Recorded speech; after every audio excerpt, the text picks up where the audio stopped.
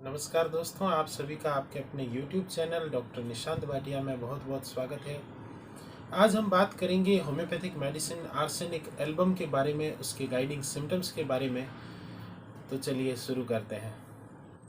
अगर बड़े तौर पर देखा जाए तो होम्योपैथिक मेडिसिन के काफ़ी सारे सिम्टम्स होते हैं।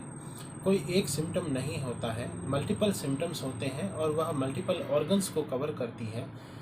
लेकिन जब गाइडिंग सिम्टम्स के बारे में बात करते हैं तो गाइडिंग सिम्टम्स का मतलब होता है कि उस मेडिसिन के कुछ पेक्यूलियर सिम्टम्स जिनके बारे में हम चर्चा करते हैं।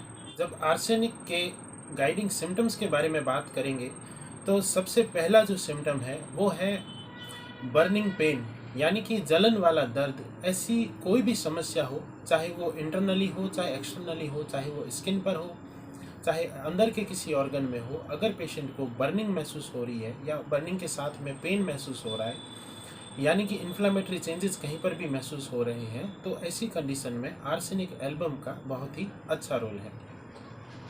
दूसरा जो सिम्टम है वो है फियर ऑफ डेथ। आर्सेनिक का जो पेशेंट है वह मेंटली यह सोचता है कि उसको यह महसूस होता है कि उसका दवाई लेना व्यर्थ है, किसी डॉक्टर को दिखाना या किसी भी चिकित्सक से सलाह लेना व्यर्थ है और उसकी मौत जो है, उसकी डेथ जो है वो निश्चित है।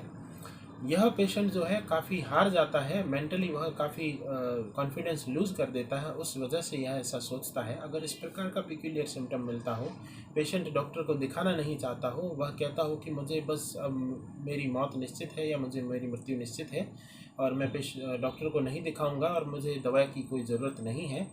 अगर ऐसा सिम्टम आपको देखने को मिले और कुछ गाइडिंग सिम्टम्स जो मैं आपको बता रहा हूँ वो साथ में मिले, तो आप आर्सेनिक एल्बम दे सकते हैं। तीसरा जो सिम्टम है वो है मेंटली रेस्टलेसनेस। आर्सेनिक का जो पेशेंट है वह मेंटली बहुत रेस्टलेस होता है, यानी कि उसका दिमाग बहुत चलता रहता है, विचार उसके दिमाग में बार बार आते रहते हैं, कुछ न कुछ उसके दिमाग में कंटिन्यूस चलता रहता है। वह जागते सोते हर वक्त वह कुछ न कुछ सोचता रहता है। इस वजह से उसकी जो नींद है, उसकी जो स्लीप है वो भी डिस्टर्ब रहती है और वह बहुत ज़्यादा एंशियस रहता है चीज़ों को लेकर। चौथा जो सिम्टम है वो है ग्रेट प्रोस्ट्रेशन, यानी कि थकान बहुत ज़्यादा महसूस होती है आर्सेनिक के पेशेंट को। जितनी उसकी बीमारी है उसकी तुलना में थकान ज़्यादा महसूस होती है। मान लीजिए किसी बीमारी की वजह से जो एक्चुअल उसको प्रोस्ट्रेशन या थकान महसूस होनी चाहिए उससे कई गुना ज़्यादा उसको थकान महसूस होती है। अगर इस प्रकार का सिम्टम आपको देखने को मिल रहा है तो आप आर्सेनिक एल्बम दे सकते हैं। पांचवा जो सिम्टम है वो है डायरिया और वॉमिटिंग पर। आर्सेनिक के पेशेंट में डायरिया और वॉमिटिंग दोनों ही बहुत ज़्यादा होती है, उसमें बाइल भी निकलता है, ब्लैकिश होती है, दोनों ही डिस्चार्जेस। लेकिन इसका जो कॉज है वो होता है किसी न किसी खाने को कुछ ऐसा खा लिया है पेशेंट ने, या तो वह सड़ा हुआ था या वह डिकेड था, या फिर ऐसा कहें रफली कि फूड पॉइजनिंग की वजह से आर्सेनिक के पेशेंट को इस प्रकार के सिम्टम देखने को मिलते हैं। अगर फूड पॉइजनिंग का केस आपको मिले तो आप उसमें आर्सेनिक एल्बम बेझिझक दे सकते हैं, उससे बहुत ही जल्द आपको आराम मिलेगा। छठा जो सिम्टम है वो है इंटरमिटेंट फीवर पर या रिकरेंट फीवर पर।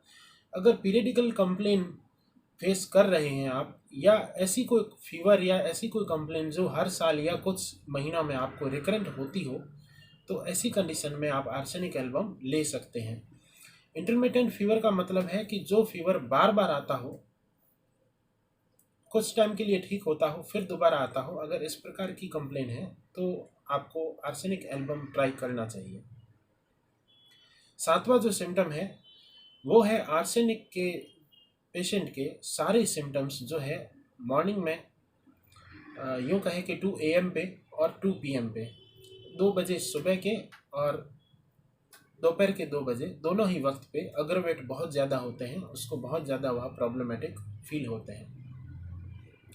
आठवां जो सिम्टम है वो है आर्सेनिक का जो पेशेंट है वह खाने की जो गंध है उसको सहन नहीं कर पाता है या उसको देख नहीं पाता है, उसको देखते ही उसको नौजिया फील होता है।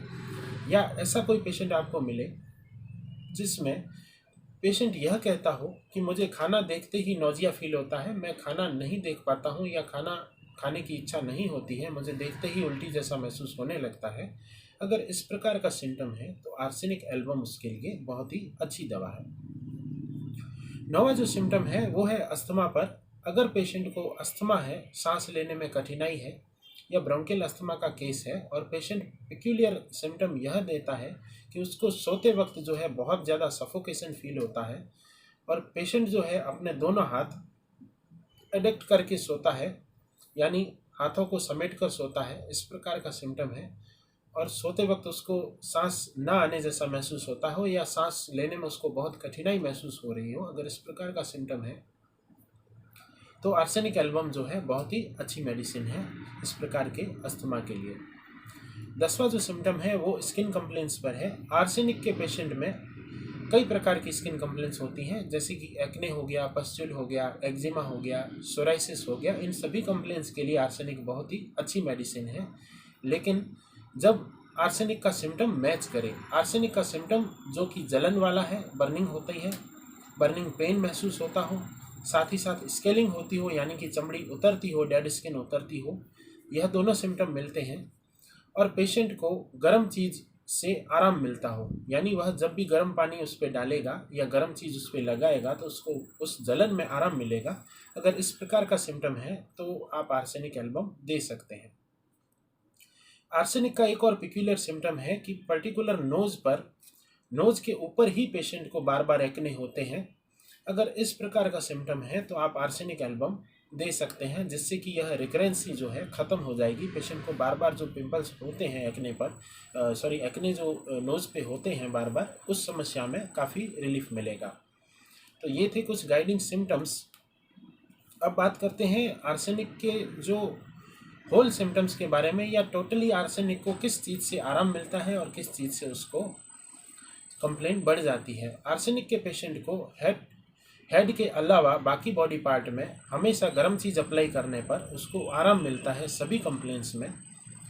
तो यह एक बहुत ही कॉमन सिम्टम है आर्सेनिक का, बहुत ही पिक्यूलियर सिम्टम है। अगर आपको जलन में आराम गर्म चीज़ लगाने से मिल रहा हो तो आप आर्सेनिक एल्बम दे सकते हैं।